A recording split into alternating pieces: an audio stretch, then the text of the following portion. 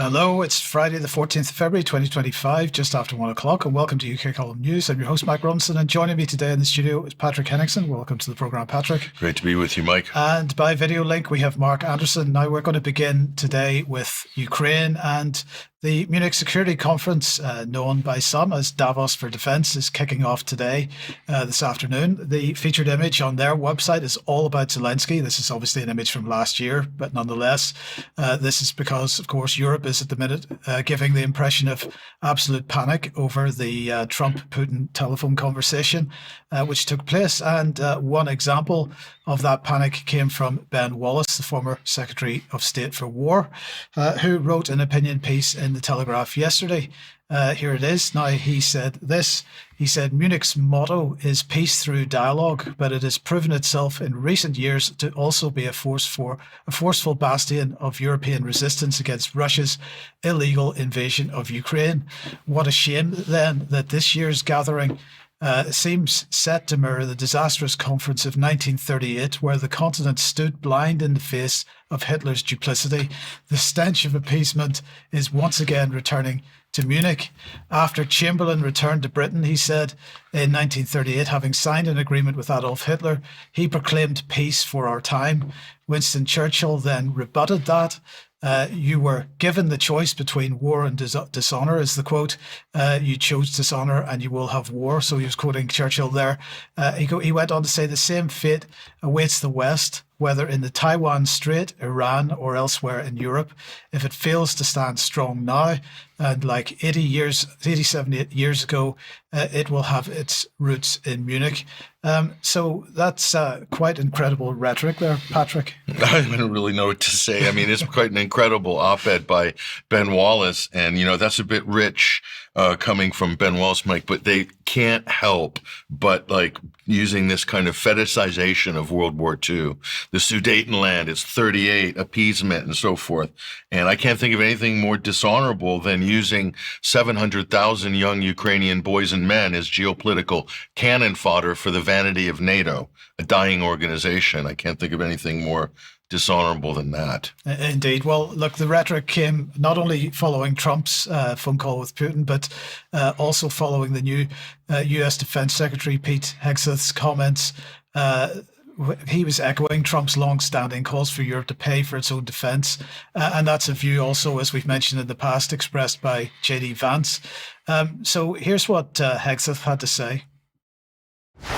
Safeguarding European security must be an imperative for European members of NATO. As part of this, Europe must provide the overwhelming share of future lethal and non-lethal aid to Ukraine. Members of this contact group must meet the moment. This means donating more ammunition and equipment, leveraging comparative advantages, expanding your defense industrial base, and importantly, leveling with your citizens about the threat facing Europe. 2% is not enough. President Trump has called for 5%, and I agree. Increasing your commitment to your own security is a down payment for the future, a down payment, as you said, Mr. Secretary, of peace through strength. We're also here today to directly and unambiguously express that stark strategic realities prevent the United States of America from being primarily focused on the security of Europe. The United States faces consequential threats to our homeland. We also face a peer competitor in the communist Chinese, with the capability and intent to threaten our homeland. As the United States prioritizes its attention to these threats, European allies must lead from the front. Poland is spending 5% of GDP on defense already, which is a model for the continent. These are first steps. More must still be done. Yeah, so you just said, Amir, that they're a model for bankruptcy, and that is. But tell me, what is going on here? Because we've got all this. Trump has had a phone call with Putin, and therefore there's peace coming to Ukraine. But at the same time, he's busy in the same day, basically saying, because that was the Munich Defense Conference. The Ukraine Defense Conference, the NATO conference, saying, you got to stump up with more weapons. You got to stump up with and spend more on defense in order to give these weapons to Ukraine. Can they not make up their mind what they're aiming for here? No, they're all over the place. What's happening is Trump will move forward with a crazy statement, and then it'll get rowed back. And then one of his underlings will move forward with a big brash statement like the NATO membership's off the table for Ukraine, and then they'll row it back. And so you see this again and again, this pattern. So no one knows really where they are with this. It's very confusing, and it's going to frustrate the European partners probably to no end at some point. But listen to the language, very transactional. You need to leverage your comparative advantages. 2%, 5%'s better, 2%'s not enough. They're going to settle at 3%, obviously. That's how Trump's deal works. But then he says, it's a down payment on your future. This is exactly the language Zelensky was using, that support for Ukraine is a down payment on democracy for the West. We fight the Russians so you don't have to. Like, it's transactional. It's all transactional language. This is all fantasy, basically, as is the World War II comparisons by Ben Wallace. The reality is Europe is bankrupt. They're broke. And they're going to have to run huge budget deficits to have a 5% spend on defense. And defend against what? You know, once you take the hawks out of there from Washington and London, right, nobody else really wants to go to war with Russia. So it's so funny how this thing rolls into itself, and it's a bit of a self-lick. They're trying to create the self-licking ice cream cone in Europe, and I'm not sure if it's actually going to work, because the ice cream will probably melt by the time we get to the key moment. Yes, indeed. And the other phrase that was in there that I think should be paid attention to, because you might hear it a little bit later in this report as well, is peace through strength. That's an old trope. Yes. Yeah, peace through strength. So strength, what do we mean strength? They can spend all they want. Name me a European country that's ready to go to war with Russia, that wants to go to war with Russia. Name me one. There's only one country that might consider it, and that's the United States. And if they're backing off, Mike, who's really going to step in there? Well, I'm going to say there is one country, and that's the United Kingdom, that wants to go, but they want the United States to do the fighting for them. They need, the U.S. behind them, of course. So it's everything naturally is moving towards a negotiated settlement. But you see people kicking and screaming, and then, of course, the defense industry, they want to basically get better budgets from Europe so they can suck more money out of the European national budgets, basically. So Pete Hegseth, as traditionally, Mike, with Mark Esper, with the other previous defense secretaries, where do they normally come from? They're normally lobbyists from the defense industry. Right. So that's what the defense secretary's job is to promote weapons sales, pure and simple. They just have a better, younger, slicker former Fox News presenter to do the job in this case. Well, a little bit earlier in his speech, he addressed the issue of Ukraine's membership of NATO and the possibility of peacekeeping forces in Ukraine. Let's have a listen to this. A durable peace for Ukraine must include robust security guarantees to ensure that the war will not begin again. This must not be Minsk 3.0. That said, the United States does not believe that NATO membership for Ukraine is a realistic outcome of a negotiated settlement. Instead, any security guarantee must be backed by capable European and non-European troops. If these troops are deployed as peacekeepers to Ukraine at any point, they should be deployed as part of a non-NATO mission, and they should not be covered under Article 5. So on the face of it, that does seem to be a different position that we're seeing there, because all the rhetoric we've heard from NATO, from the UK, from the EU so far in the last 4 or 5 years has been an attack on one is attack on all. Article 5 is almost in every breath, but we seem to be changing that position now. So the tripwire, he's removing the NATO tripwire. And that really takes the teeth out of the whole threat of NATO. And this is how they've leveraged this whole Ukrainian proxy war from the beginning, was dangling Article 5 over there to try to keep the Russians at bay and so forth. So basically saying no U.S. troops, right?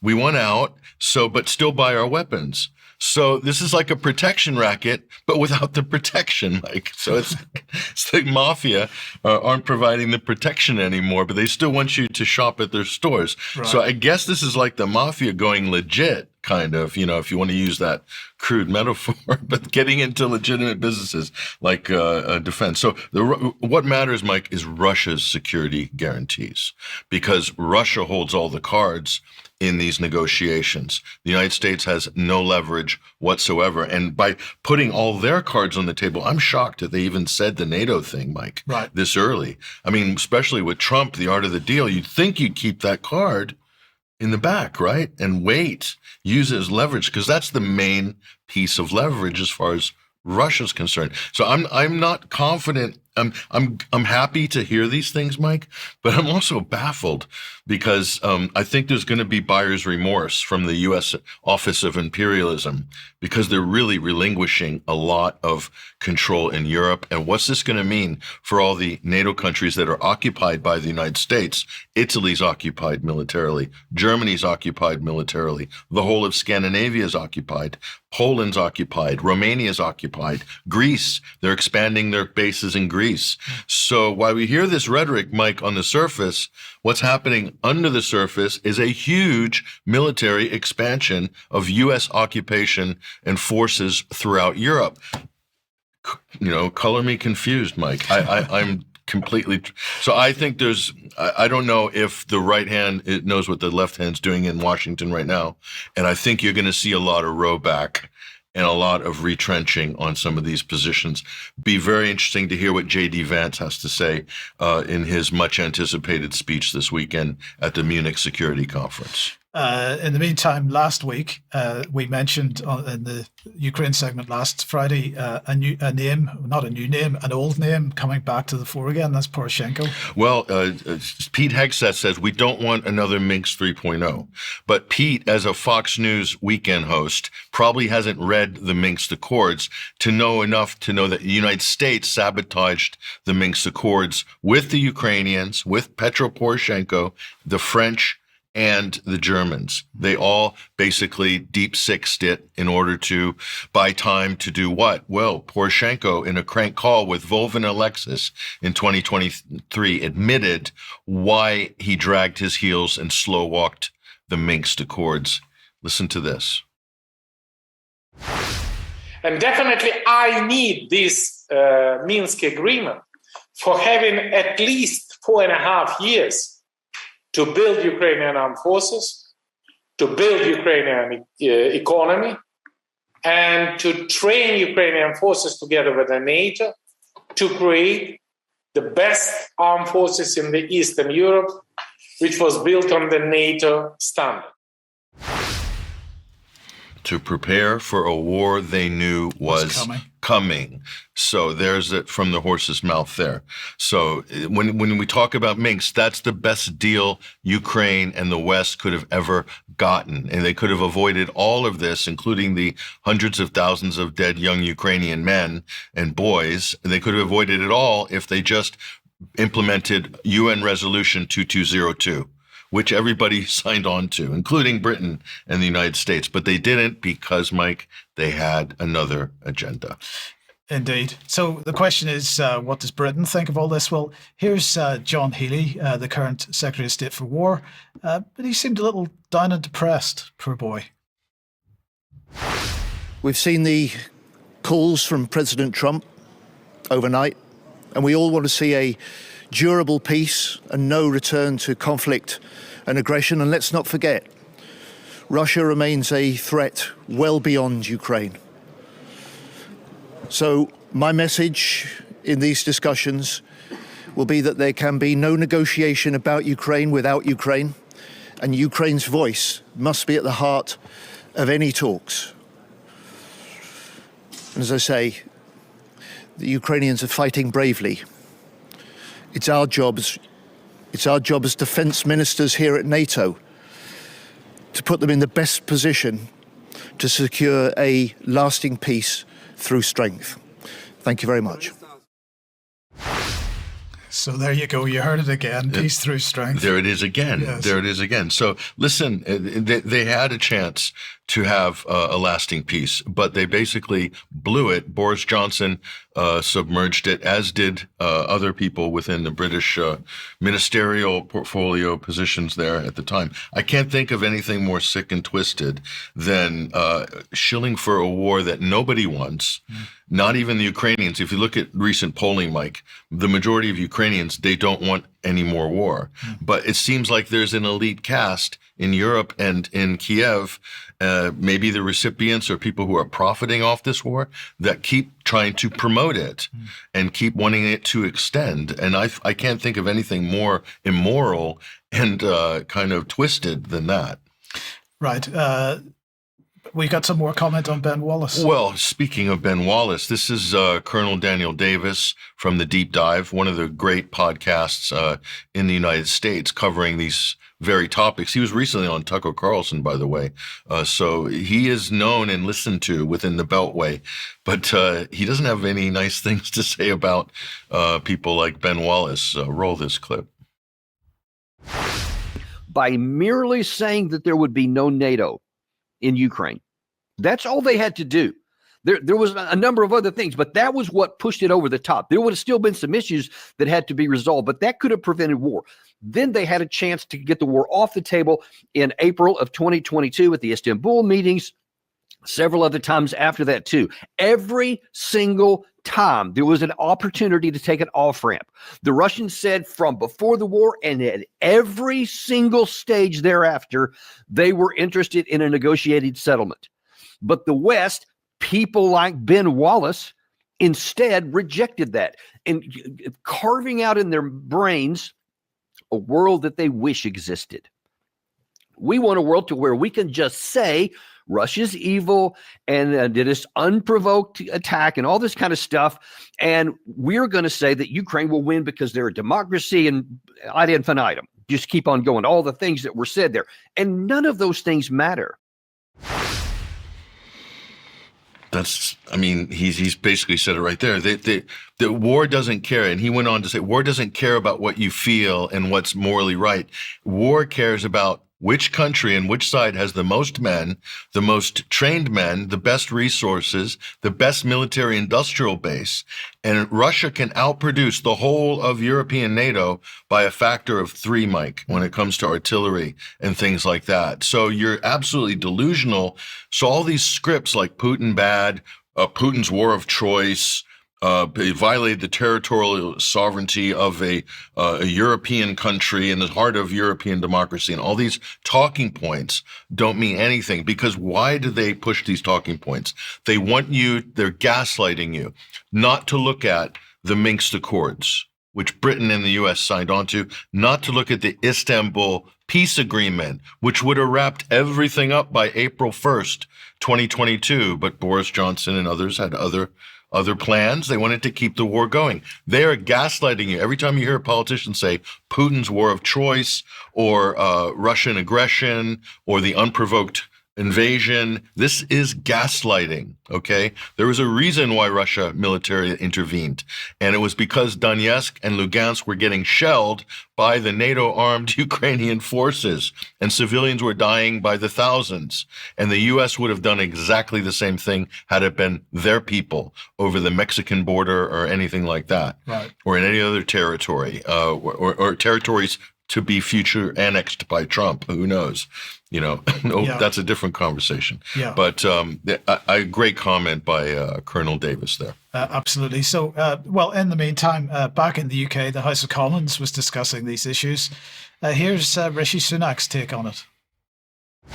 Can I ask the Minister if she agrees with me that in this new world and in the event of any peace deal, that the United Kingdom and its European allies must lead in providing Ukraine with military support and potentially military presence across land, air and sea to give Ukraine confidence that any peace will endure? And can I assure the government that it will have my support if that's what it decides to do?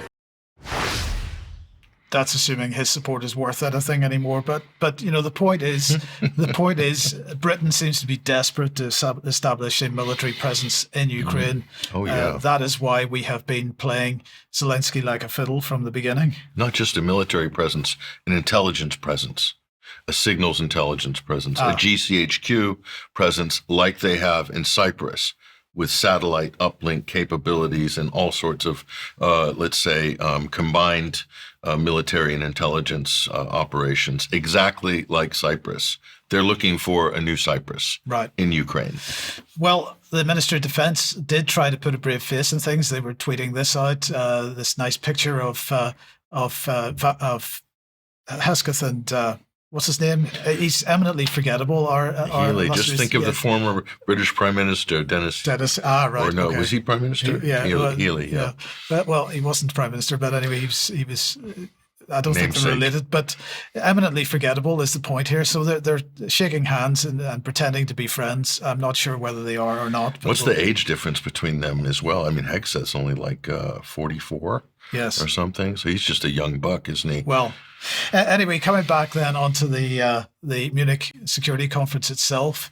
As I said, Zelensky, the main feature of the front page. The main sessions today are going to be things like, the EU in the world, the US in the world, China in the world, stabilizing a restless region, prospects for peace in the Middle East, strategic investment, the future of the US-Ukraine security cooperation, and Zelensky's going to be taking part in that particular one alongside Lindsey Graham.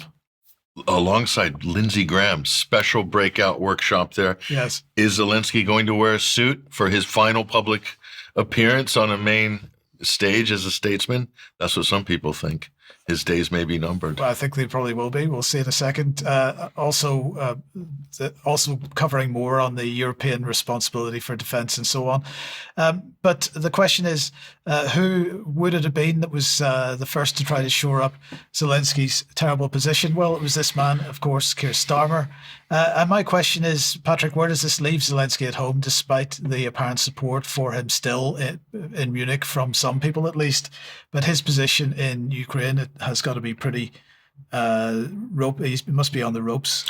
I mean, it depends who you talk to. Obviously, if you're talking to NAFO reps online, they're going to say that everything's fine. He's very popular. If you talk to a lot of other Ukrainians, they'll tell you that he has never been more unpopular in the country. So if there's an election, he's not running. I mean, it's almost a fait accompli. He will lose, and he would rather not run than to run and lose, because it would be a huge humiliation after being built up by the West and Hollywood and everybody else is to this Churchillian global representative of democracy and Western values and all this other stuff. Yes. So it's not going to work. But it was interesting here. We'll put up on stage. The New York Times was basically saying that Ukraine's begging to be involved in the peace talks. So we tweeted this out earlier. Obviously, that's an old photo of Zelensky from the NATO summit last year when he was snubbed on the main stage there. But what I'm saying is it's that look you give when you realize your sugar daddy just dumped you for an older and more mature, stable partner. So the U.S. is doing deals with Moscow, and Ukraine doesn't really have a seat at that table. And why should they? Because who's paying for all this? Okay, so the United States is underwriting everything. Mm-hmm. So there is no war without the United States. So what does Ukraine really have to offer? Unless they want to exert some actual sovereignty, which would be to tell the West or tell the United States, thank you, but no thank you, we've had enough. Are we seeing that happen? No, we're not. No. Washington Post, though, talking about this NATO relationship. Well, this is interesting. So this is the flip-flopping we talked about, Mike. So while Hegseth came out and said they're ruling out NATO membership for Ukraine, and then Trump comes back and says, no, there's going to be no NATO membership. And then Hegseth comes back to row it back, and then Trump comes back again to push further on it. So you have this push and pull between Trump and his teammates, his underlings here. And so this is the way we're going to get used to seeing this in the media going forward. Lots of flip-flops back and forth, and the press are just running around chasing Trump, trying to figure out what's going on. And so this is a really interesting media cycle from a mainstream point of view. We can sit back and wait for the flip-flops to end and just do analysis on big picture issues. So I like the way this is going so far. So long as it doesn't trigger World War III, I think we're heading in the right direction. Oh, and so some people are wondering, is this just 5D chess from the Donald? And I don't think it's 5D chess. I think this is literally they're figuring out what the hell's going on. Yeah. And no one's really sure. Yes, and then just to finish this off, we'll just mention that J.D. Vance, as Patrick's already mentioned, was going to be speaking over the weekend at the Munich Security Conference. He was meeting Mark Rutte today. They were tweeting this out, very happy. We got to say happy birthday to Mark, by the way, because it is his birthday today. But for Vance's part, he's, talking the usual thing. We're going to talk about NATO, and particularly Trump's desire to see NATO spend a little bit more resources on defense. And I know that's something that Rutte agrees with. He was saying we're going to talk, of course, about Ukraine-Russia conflict. And he said, and of course, Europe was the other thing they were talking about. So, this discussion is clearly going to rumble on for quite some time. But Poroshenko again. Well, the big question, Mike, is, and what the Russians are looking for is they're saying we're not going to sign any deals until there's an election in Ukraine. Why? How can you sign a treaty if there's no government? Right. Because they don't recognize Zelensky as legitimate, because he's basically declared himself president for life, basically. So what's happened is there's a few people maneuvering for a potential election in the future. So what Zelensky's doing is basically filing criminal cases against them or sanctioning them. So Petro Poroshenko, the former Ukrainian president, he is basically the head of the second largest faction in the Ukrainian parliament, the Rada, okay? And what's Zelensky done? Well, let's have a look here. He's basically sanctioned Poroshenko. So this is absolutely incredible. And what's happened is basically a riot breaks out in the parliament. We'll take a look at this, and this was the scene in the Rada. So all hell breaks loose in the parliament because they're basically having a sit-in because they don't like what Zelensky's done to their guy Poroshenko. So this is really interesting. Now, so this is the question: is Poroshenko a legit candidate to take over in Ukraine if they do have elections, or dare I say, if there is a coup d'etat? And if there's a coup, of course, you know who's going to be behind it. It's going to be either the U.S. or Britain. Right. Okay. So let's take a look at the prospects. But here's Poroshenko. Listen to what he's saying here. This is a very skilled politician on France 24 just 2 weeks ago. Because this is a fight. When's the right time to have an election? Immediately 3 months after we win the war. Win the war. Do you know what does it mean, win the war? Very simple. First, there is not existing any other nation in the world who wants peace more than we Ukrainians, because we pay such a high price. You demonstrate that today. But it should be no compromise on the national sovereignty and national identity. We never return back as a colony in the Russian Empire. Second, no compromise on the territorial integrity of Ukraine. We never recognize Russian occupation. Third, no compromise on the armed forces of Ukraine and their ability to protect our sovereignty, even in exchange for some security. Fourth, non-compromise on sanctions, who cut the ability of Russia to finance the war and to finance Ukraine rebuilding, including with the assets of the Russian frozen assets. And five, no compromise about our future membership in European Union and in NATO, because without NATO, it would be no sustainable security situation on the continent. Everything else is possible. Everything else that... So you see what he did there, Mike. He says no elections but he wants elections. Right. Why is he saying no elections if he wants elections? Because he is talking to the neo-Nazis. He's talking to the nationalists, the ones that could storm the presidential office and literally drag him in the street and beat him to a pulp, like they will with Zelensky if he's not pandering to that group. So Poroshenko's signaling to the hardliners in Ukraine that I'm a hardline guy, no compromise, back to 1991 borders. Again, impossible, can't happen, but he's saying what needs to be said to the hawks in Washington, to the hawks in London, to the hawks in Europe, and the hawks inside Ukraine.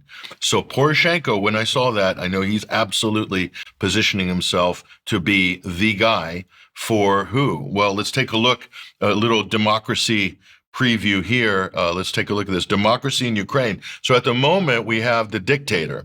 That's where we're at right now, the Al Pacino type figure there, slightly buffed in the T-shirt.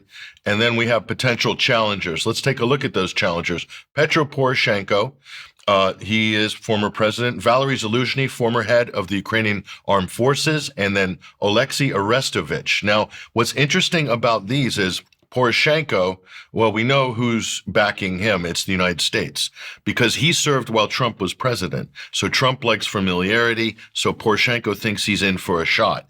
Valery Zaluzhny, absolutely Britain's guy. He's been summoned to be the Ukrainian ambassador to Britain. And so he's in London right now. He's polishing up his English. He's got a Savile Row suit on. He's not the thug bruiser that was the head of the Ukrainian Armed Forces anymore. He is a polished politician. That's what Britain is training him for, to be their guy. And this is an interesting character. That's the dark horse, Alexei Arestovich. He's in the United States because Zelensky wanted to throw him in jail, so he had to flee the country. Second most popular political figure in the country. And he's very smooth. He's very media savvy, but he's a little bit too friendly with Moscow. So he wants peace and he doesn't want to have any confrontations with Russia. So that's going to put a question mark on him. And then, of course, you have the Russian choices here, Viktor Medvedchuk and Viktor Yanukovych, former Ukrainian president. So likelihood of them being front runners in any of this, it's a bit of an outside chance at the moment. So those top three, to me, those are the three front runners. And out of those, it's really between Poroshenko and Zaluzhny. So, but how that comes to power through a coup or through eventual elections is anyone's guess, Mike. But the dictator hasn't got a chance. The dictator, absolutely, he's finished. He's out of there, Mike. So there is no chance at all for Zelensky. His days are absolutely numbered. Yes. And the question is, will he get out of the country alive? This is a good question. And that's where you want to place your bets, because that's the interesting wager. Yeah. Okay. Well, Mark, at last, let me welcome you to the program. And well, you want to have a look, first of all, at Trump's latest efforts with respect to trade. And I suppose that is not unrelated in a certain sense. There is a connection. Good day, everybody. Especially with regards to Trump's apparent efforts to trim back significantly the trade deficits, huge trade deficits that the U.S. has traditionally run. And I'll mention at the outset here that the huge trade deficit with China over decades, where China always was in the advantage, was called by some analysts as backdoor foreign aid. And those huge trade surpluses that China ran at the Americans' expense helped China build its military. That's documented. Anyway, keeping that in mind, this is perhaps the most recent, let's get this on the screen, the most recent executive order out of the White House. I managed to get on their mailing list, so I'm getting everything from the White House now, even little detailed press releases that are not that consequential. Anyway, this one dated yesterday, fact sheet, President Donald Trump announces the fair and reciprocal plan on trade. And there are some interesting facts in this that are long overdue. Here's what it's about.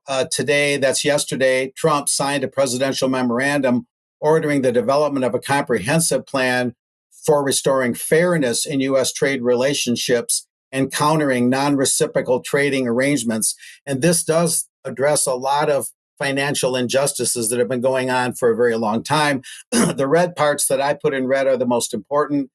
This fair and reciprocal plan will seek to correct longstanding imbalances in international trade and ensure fairness across the board Gone are the days of America being taken advantage of.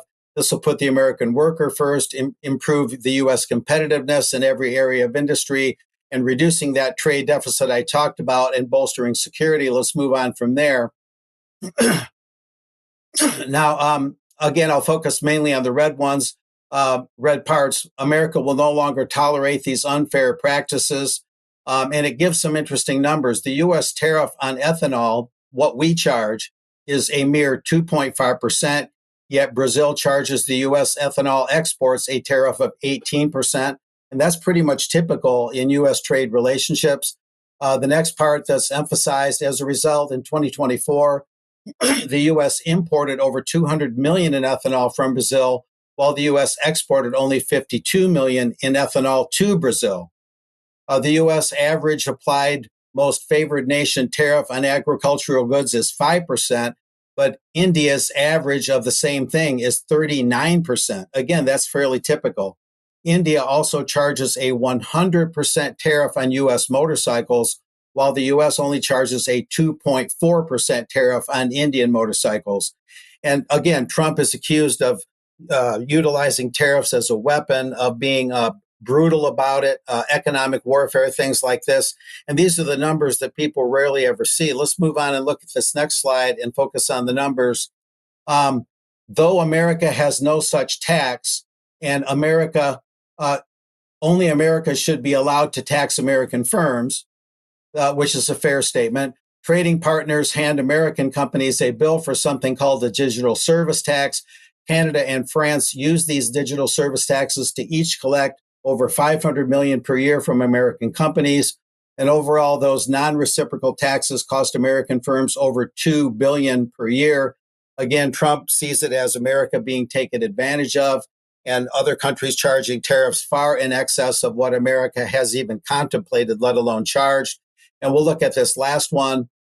We're focusing a little more on your part of the world here. The European Union can export all the shellfish it wants to America, but the EU bans shellfish exports from 48 U.S. states. As a result, in 2023, the U.S. imported 274 million in shellfish from the EU, but only exported 38 million. The EU also imposes a 10% tariff on imported cars, yet the U.S. only imposes a 2.5% tariff. The U.S. has run a trade deficit of goods every year since 1975, as I said, for decades. In 2024, our trade deficit in goods exceeded 1 trillion. Get those numbers. And I think that's sufficient for numbers. And what's important here is that there's two different things you can talk about. There's free trade and there's fair trade. Fair trade has long been missing, and it does appear, according to those numbers at least, and of course, with any Trump executive order, we have to make sure that he actually carries out what he says he's going to do. We've seen in recent reports that there's wiggle room sometimes, and sometimes he doesn't quite seem to be carrying out what the executive order says. Nevertheless, those numbers are truthful, irrespective of who's in the White House.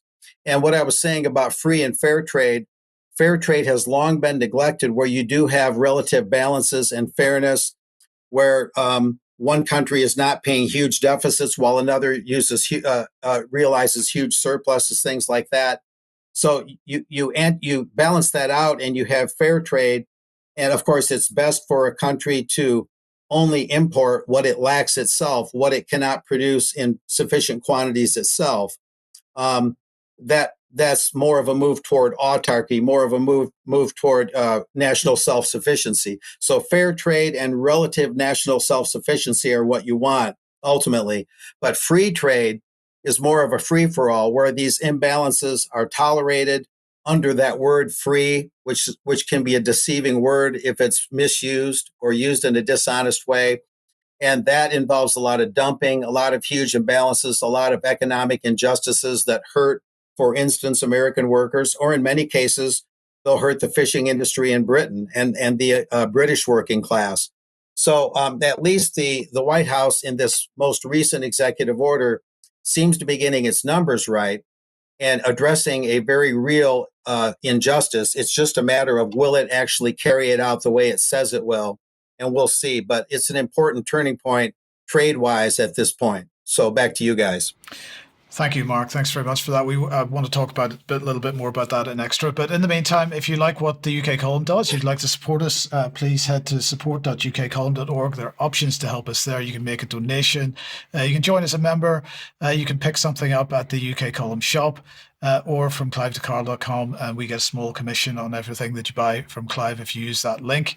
Do please share our material, though, because that is probably the most important thing you can do to get around the censorship regime that we face. Now, a date for your diary, once again, to remind you of that. Tickets are on sale at the moment. They're going fast. So if you would like to come to this, please grab one as soon as you can. Saturday, the 5th of April, 2025 in Cheltenham. Catherine Gunn is going to be speaking. Patrick is going to be speaking. And we'll be announcing more speakers in the coming days. Do get a ticket very soon for that if you possibly can. And the interview that went out yesterday with Debbie and Cheryl Granger is with Victoria Rickson, having a look at what's going on with midwives and midwifery in the UK and the National Health Service. So have a look at that if you haven't seen it already. Now, just very briefly, I want to mention the Terminally Ill Adults Bill. This, of course, going through Parliament at the moment. It has been coming, it's at committee stage, so it's been coming under scrutiny on Wednesday, I think it was, in room 10. Now, as a reminder, the bill was brought forward by Labour's Kim Ledbetter, and it's going to enable terminally ill adults in England and Wales with, they say, under 6 months to live, to legally end their lives. Now, as it's currently drafted, that decision to end your life would be subject to the approval of 2 doctors and a High Court judge. Now, a few days ago, Meg Hillier, who's chair of the Public Accounts Committee, claimed that evidence presented to MPs so far had been what she described as weighted towards witnesses who were in favour of the bill. And one of the points she made was that there are no witnesses, this is a quote, there are no witnesses from jurisdictions around the world where assisted dying has been introduced already and where they had concerns to raise, because actually if you're trying to make good law, you need to know where the flaws are and where that law has been put in place before. And she said that the weighting towards witnesses who were in favour was very much in favour of it. So, as I said, on Wednesday, this was being discussed in committee. And Danny Kruger, a Tory MP, asked Kim Ledbetter, who, as we said, sponsored this bill, whether doctors would have to sign off assisted deaths requested in order to save their family money. So let's have a listen to one of the exchanges between them.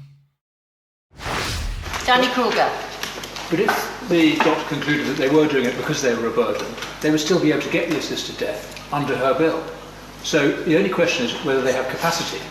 If they've been judged to have capacity, choosing to have the assisted death in order to save their family money would be acceptable under her bill, would it not? I think it's I think we're oversimplifying a complex situation and a difficult conversation. And I think, we've talked about coercion a lot, we've talked about pressure a lot. I think those are conversations whereby if someone says, I just want it all to be over because I feel like a burden, that's the sort of conversation that I think doctors acknowledge would be a red flag. And I think, but those are complex, difficult conversations. That's why we need the expertise that we would get by providing serious amounts of training around this issue, so that those conversations can be taken place in a really sensitive way. So training is going to solve the problem. Patrick, who's going to design this training? What's the training going to say? Sensitivity training. Yes. That's probably what she's talking about. Yes, indeed. Okay, well, let's move on then to Trump again and Gaza. We talked about this on Wednesday, but bring us up to date. Well, the big deadline's coming up, Mike. It's apparently, well, here, let's listen to Trump again, and I'm going to unpack this statement and show you the gravity of it, but go ahead and roll this clip. As far as I'm concerned, if all of the hostages aren't returned by Saturday at 12 o'clock, I think it's an appropriate time.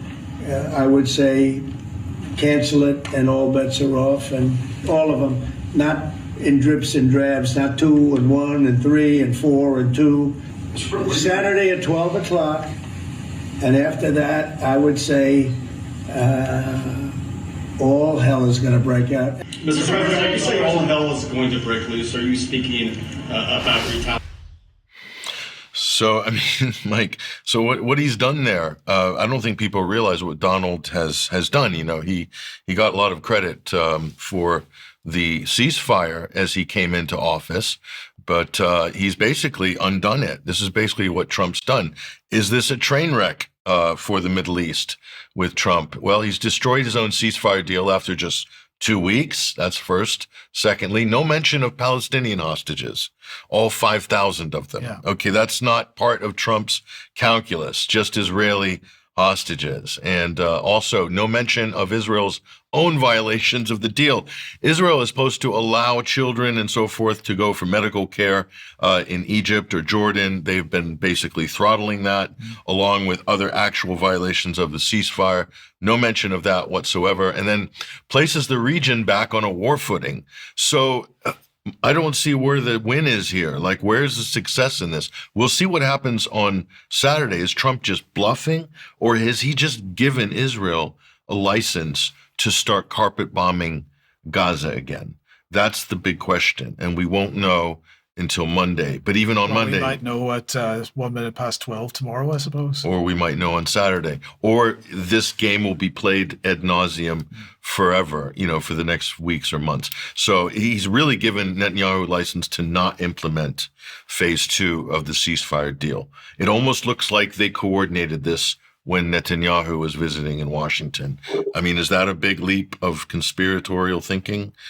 I don't think so. Probably but not. Disappointing because there's no actual beef in any of this, just hype, talk, and rhetoric so far. We're waiting for results from Donald Trump, and we would love to see them, but as yet, we are basically in the hot air hype zone still. And Mark, more hot air and hype with more executive orders. I mean, when is the executive order flurry going to end?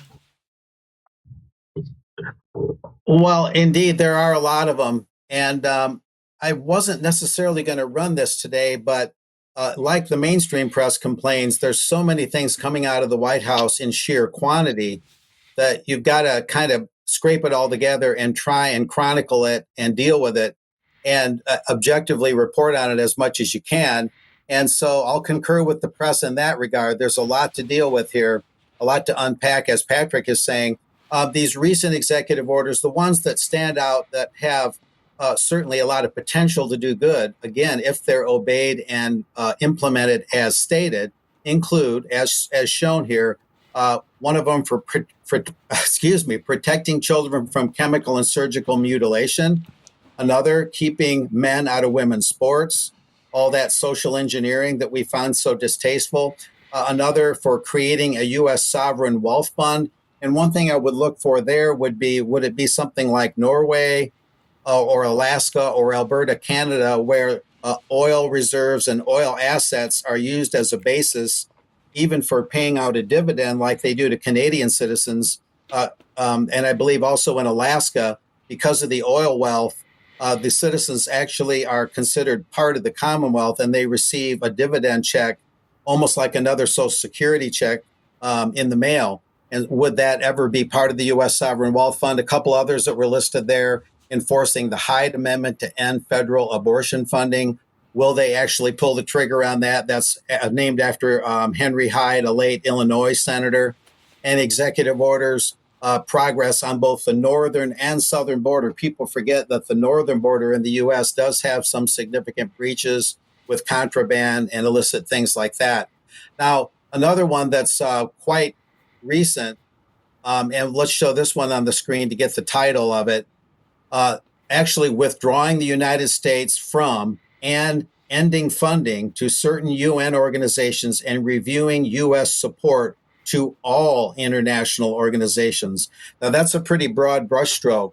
Will they follow through on this, and what might be the consequences? James Roguski, who has done a lot of very informative reports on the pandemic treaty and the international health regulations, he sent me this in the wake of that EO being put up on the White House website. That one goes back to February 4. President Trump signed an EO directing the Secretary of State and the UN ambassador to review the actual U.S. relationship with the UN. They were given 180 days to complete their report. A little bit more here. Within 180 days of the date of this order, The Secretary, in consultation with the UN Ambassador, shall conduct a review of all international intergovernmental organizations of which the U.S. is a member and provide any type of funding or other support, and all conventions and treaties to which the U.S. is a party. Get that, all conventions and treaties to which the U.S. is a party, to determine which organizations, conventions, and treaties are contrary to the U.S. interests, and whether such organizations, conventions, and treaties can be reformed. So the word reformed, of course, leaves a little room for not cutting the lines altogether, for maybe staying in some of those agreements. But it just shows you how sweeping these executive orders are getting, and beyond the sheer quantity of them, the actual content of them. So this is a major change, if all of this is followed, of the U.S. government structure and its relation to other countries through treaties and other conventions. Now, this is also interesting. This next one, a fact sheet, President Trump establishes one voice for America's foreign relations. I won't read all of this, but part of it says unified voice for all U.S. foreign relations. This executive order asserts the Secretary of State's authority over foreign service officers, civil service officers, other staff. It directs Marco Rubio in this case to reform the Foreign Service's recruiting, evaluation, retention standards, some things like that, to make sure only the most qualified individuals in the State Department and so on represent American interests abroad. It empowers the Secretary of State to revise or replace the Foreign Affairs Manual, and it aligns diplomacy with U.S. interests. And of course, all of it has to be unified as one diplomatic voice in accordance with President Trump's vision for the country and its relation to other nations. One good thing I see that might come out of that is that one voice approach, where everyone has to be unified according to one vision, although it sounds autocratic, and I realize it could go off the rails a little bit.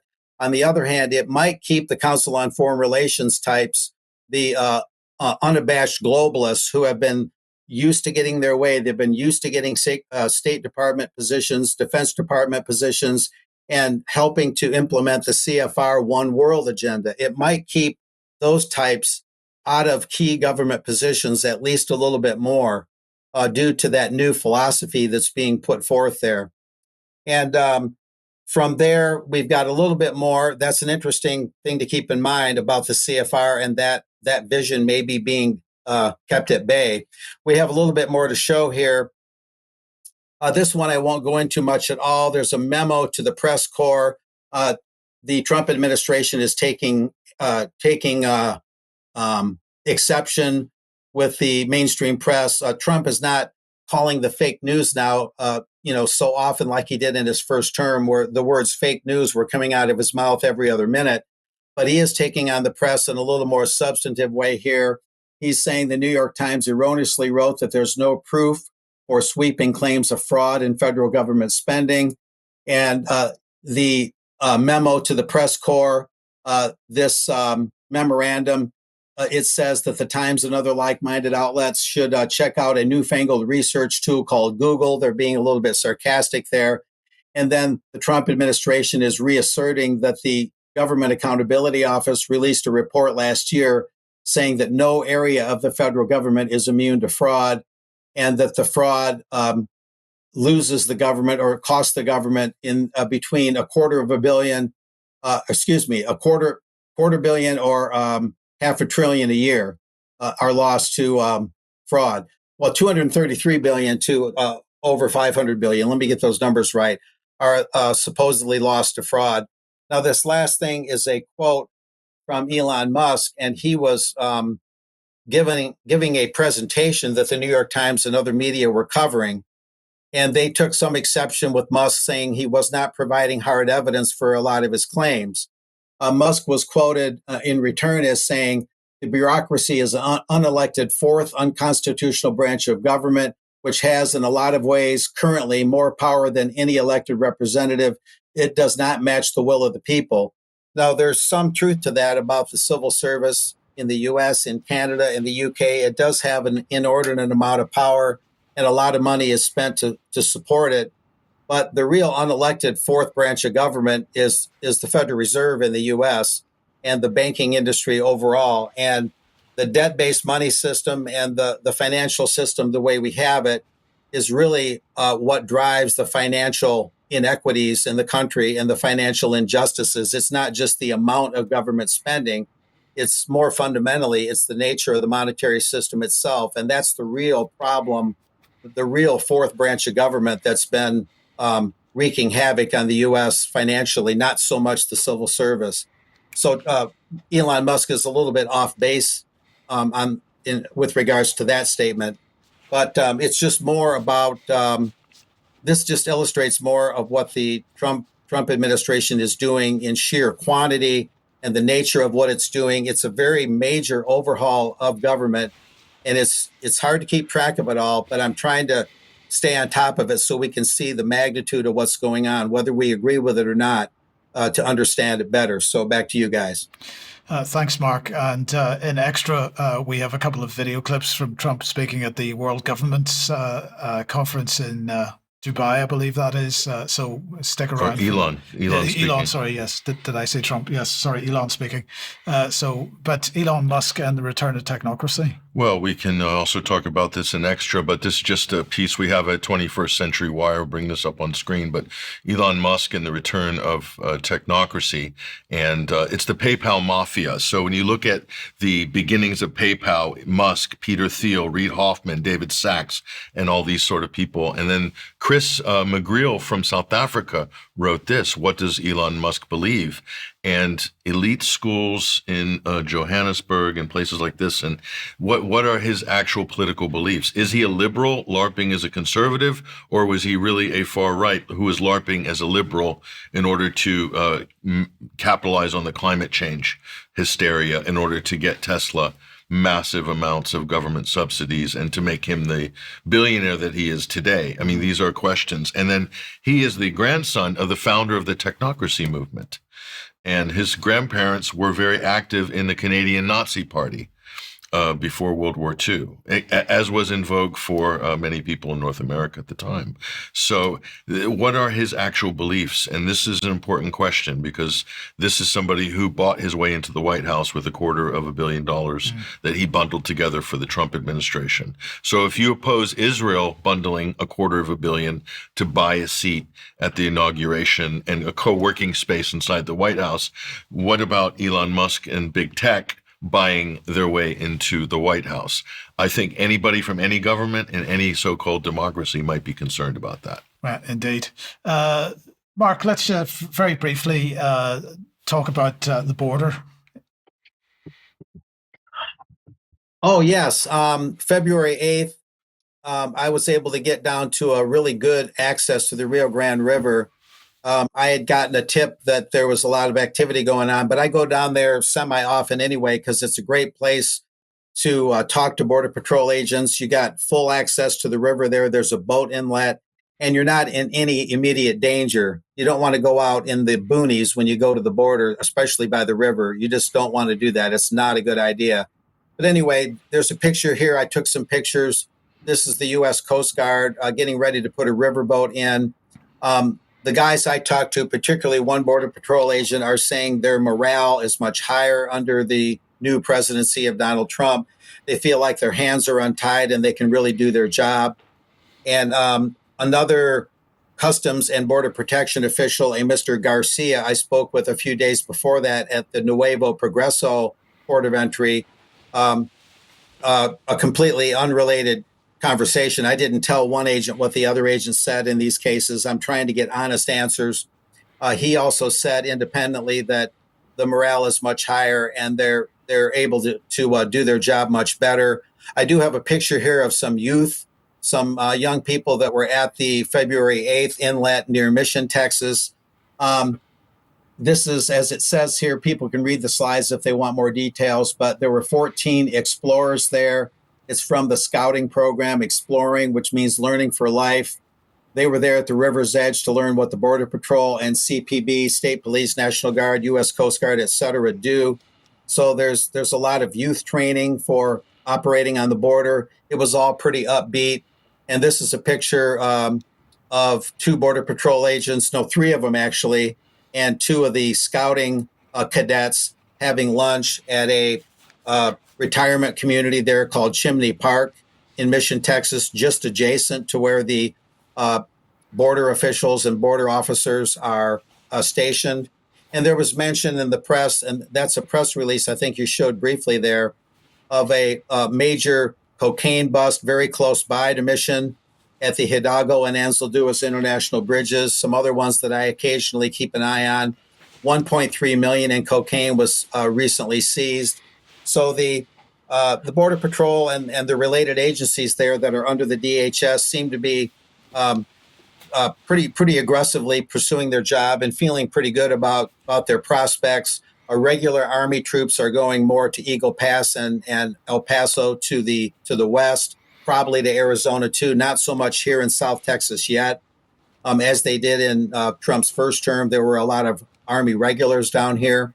You'd see them driving around in trucks, but basically, I'm just getting reports of increased morale and a more effective border protection system. The one thing I'll add is that I was told February 8th that with all this and with the gravy train of the cartels being curtailed, being suppressed, they are expecting the cartels maybe to become more devious and more creative and maybe more aggressive and violent. So they're locked and loaded for that. And they even see drones that are sent from the cartel side that buzz over the Border Patrol agents, especially when they're in the river. And they'll hear the drones, but they won't always see them. So they're being surveilled a lot by cartel assets because of the increased security at the border and more fence sections going up. The fence sections that I've talked about in past reports, I do see where they've been moved around a little bit, where they're stored in fields around here. So we'll see if those are re-erected or put up. But a lot of activity, and I'll be visiting other parts of the border soon to get more on this. So that's pretty much it. Brilliant. Thank you, Mark. Thank you. And well, Patrick, let's just leave with the confirmations of RFK and Tulsi Gabbard, but let's talk about Tulsi in particular. Well, Director of National Intelligence Tulsi Gabbard, former Congresswoman from Hawaii, ran for president in the last election as well as a Democrat. Here is a clip from her swearing-in ceremony with President Donald J. Trump. Let's go look at this. There's only one thing I can say, that there's nobody like her for this job. This was a very easy one for me. She was recommended by some of the top people in that world. It's a little world, you know, it's a little smart world. It sometimes can be an evil world when the wrong people are there, but we have the right one. She's had so many great recommendations. I would say. So who's recommended her? Well, this is the question. Who recommended Tulsi Gabbard? And I've always been a little bit, let's say, cautious about getting on the kind of cheerleading section for any of these cabinet positions, because I kind of know how Washington actually works. And sometimes it doesn't work the way that we think it works. So think of the timing of this. She is sworn in, okay, just before she comes in and is nominated for this post. Syria has toppled. The Assad government is gone. So that would have been the main stumbling block for her. If Assad was still in power in Syria, that would be a huge liability for her. It would probably crucify her during Senate hearings. I mean, or it would disqualify her. So that's interesting. But then this story is released at the same time as Tulsi being confirmed. Let's take a look at this. Israel likely to strike Iran in the coming months, warns U.S. intelligence. Israel is likely to attempt a strike on Iran's nuclear program. Again, we haven't seen any evidence of a nuclear program. They have a civilian nuclear reactors, but not weapons. Preemptive strike on Iran's nuclear program in the coming months that would set Tehran's program back weeks or perhaps months, but escalate tensions across the Middle East and renew the prospect of a wider regional conflagration, according to U.S. intelligence. And this comes out of the Joint Chiefs Department, so it's ostensibly from the Pentagon and the intelligence community. So if she's DNI, Mike, then we have to ask the question: what's her role going to be in assessing the validity of this, and where do you think this intelligence came from? Where is the source of this intelligence? Was it by chance handed to the United States by Israel. And if that's the case, who recommended Tulsi? Was it Israeli interests or hardcore Israeli loyalists that put her in that position? Because I find this to be more than a coincidence, Mike, the timing of this. And if we question Tulsi's pivot, on October 7th, she went from being a kind of anti-war centrist to being very openly Zionist, very pro-Israel, anti-Iran. That all happened very quickly on October 7th in 2023. And so it brings us back to this. And this is the person who arguably helped Trump get elected, Miriam Adelson, the widow of Sheldon Adelson, with Rabbi Shmuley, and there's Tulsi Gabbard. So they have been supporting and following her career very closely. That's a 2016 photo. So they've been in her camp, grooming her for a while. So this is the question, Mike.